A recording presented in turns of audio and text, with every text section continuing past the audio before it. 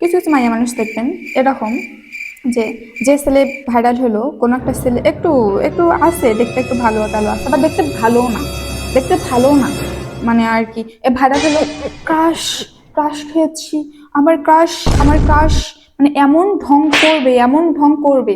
ও যে কে কি জুলাই আন্দোলনের, ও যে সার্জিস আলম, এখন আবার হচ্ছে নাসিরুদ্দিন পাটোয়ারি, মানে ও যাই হবে, যাই হবে, মানে যেই হোক না কেন, তারপর আসিফ মাহমুদ না কি, আহ, ওরা মানে এরকম, ওরা এরকম যে আমার ক্রাশ, আমার ক্রাশ ডেটে পেয়ে যাবে। ওদের আবার যদি বিয়ের খবর শুনে এরা মানে হার্ট অ্যাটাক করে, হার্ট ফেল করে, কি একটা অবস্থা। মানে কি মেয়ে মানুষ, যাকে দেখবে তাকে ক্রাশ খাবে, তুমি গু খাইতে পারিস না, গু খা, বেয়াদব।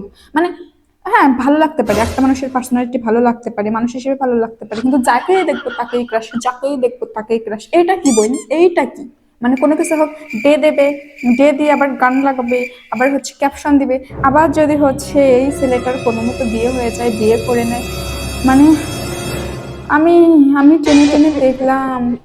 আমার ওয়াইফ যখন বললো, মানে কি একটা অবস্থা ভাই, মানে কত বড় নেতরের নেতর হলে এরকম করা যায়, যে একটা মানুষ, একটা মাইয়া মানুষ হয়ে তুই দফায় দফায় ক্রাশ খাস, 1 মাস পর পর ক্রাশ খাস, মানে যেই একটু সেলিব্রিটি হবে তারই ক্রাশ খাস।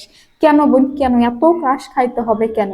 একটা দিয়ে হয় না, মানে যাকেই দেখবি তারই ক্রাশ, যাকে দেখবি এর থেকে ভালো মুখ